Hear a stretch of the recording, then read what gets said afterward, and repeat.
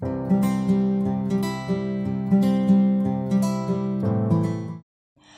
Friends, welcome to Roja classic. இன்றைக்கி நம்ம வீடியோவில் உருளைக்கிழங்கு சேர்க்காமல் பூரி மசாலா சைட் டிஷ் எப்படி செய்யுதுன்னு பார்க்கலாம்.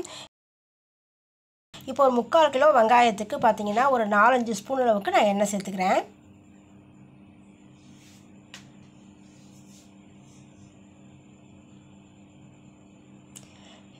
எண்ணெய் சேர்த்ததுக்கப்புறம் பார்த்திங்கன்னா ஒரு 3/4 ஸ்பூன் அளவுக்கு சோம்பு சேர்த்துக்கலாம்.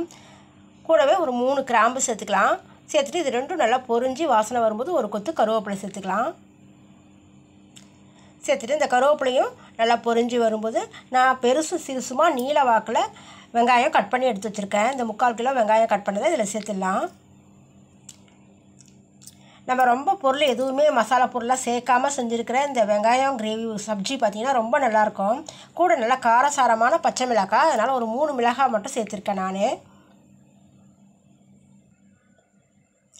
ஒரு 1/2 ஸ்பூன் அளவுக்கு மஞ்சள் தூள் சேர்த்துக்கலாம். சேர்த்துட்டு இது நல்லா கலந்து விட்டுடலாம். வெங்காயம் பார்த்திங்கன்னா சீக்கிரமாக வதங்கி வர்றதுக்காக நான் ஒரு 1/2 ஸ்பூன் அளவுக்கு இதில் பார்த்திங்கன்னா வீடியோவில் பதிவாகலை. இந்த வீடியோ எடுக்கும்போது பார்த்திங்கன்னா நிறைய ஃபோனில் வீடியோ ஆஃப் ஆகிடுச்சு. அதனால் வீடியோ சரியாக என்னால் எடுக்க முடியல. இப்போ பார்த்திங்கன்னா வெங்காயம் இந்த அளவுக்கு வதங்கி வந்திருக்குது. அடுத்து இதில் இஞ்சி பூண்டு சேர்த்துருக்கேன். சேர்த்துட்டு இதனுடைய பச்சை வாசனை போகிற வரைக்கும் நல்லா கலந்து விடணும். வெங்காயம் பார்த்திங்கன்னா நல்லா வெந்து வரணும். நல்லா ஒரு 3/4 பங்குக்கு வெந்து வர வரைக்கும் நல்லாவே நம்ம மிக்ஸ் பண்ணி விட்டுடணும்.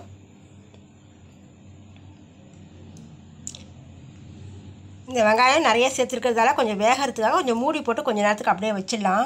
ஒரு 2-3 நிமிஷத்துக்கு அப்புறம் மறுபடியும் ஓப்பன் செஞ்சு மறுபடியும் நான் கலந்து விடுறேன். அடுப்பை கொஞ்சம் மீடியம் ஃப்ளேமில் வச்சுட்டு நம்ம நடுவில் ஓப்பன் செஞ்சு கலந்து விட்டுட்டே இருக்கணும். வெங்காயம் இதுலேயே நல்லா வெந்து வரணும்.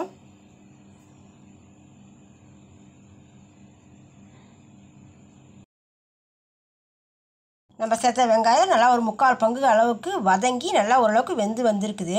இப்போ இதில் நம்ம ஒரு 1.5 டம்ளர் அளவுக்கு நான் தண்ணி சேர்த்துக்கிறேன். நமக்கு எந்த அளவுக்கு மசாலா தேவைப்படுதோ அந்த அளவுக்கு போல் தண்ணி சேர்த்துக்கிறேன்.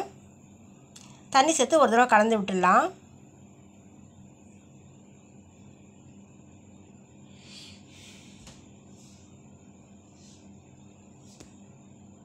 இப்போது கலந்து விட்டதுக்கப்புறம் இப்போ தேவையான அளவுக்கு உப்பு சேர்த்துடலாம். நம்ம ஆல்ரெடி வெங்காயம் வதக்கும் போது கொஞ்சம் உப்பு சேர்த்துருக்கோம்.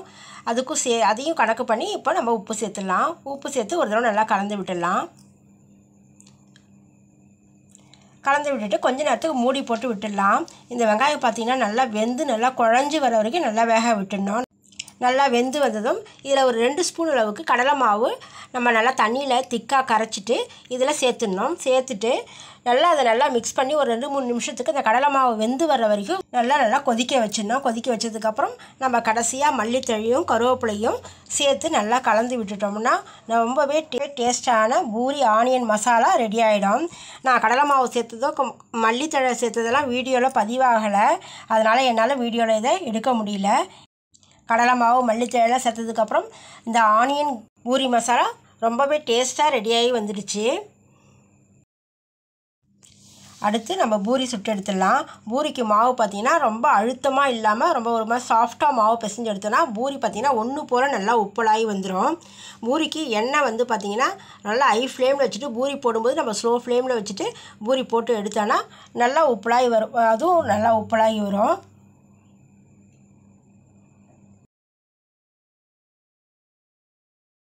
என்னோட இந்த பூரி ஆனியன் மசாலா ரெசிபி எப்படி இருந்தது நீங்கள் கமெண்ட்ஸில் சொல்லுங்கள். உங்களுக்கு என்னோட இந்த வீடியோ பிடிச்சிருந்ததுன்னா லைக் பண்ணுங்கள், ஷேர் பண்ணுங்கள், கமெண்ட்ஸ் பண்ணுங்கள். மறக்காமல் ரோஜா கிளாசிக் சேனலுக்கு சப்ஸ்கிரைப் பண்ணிவிடுங்க. நம்ம அடுத்த வீடியோவில் பார்க்கலாம். தேங்க்யூ.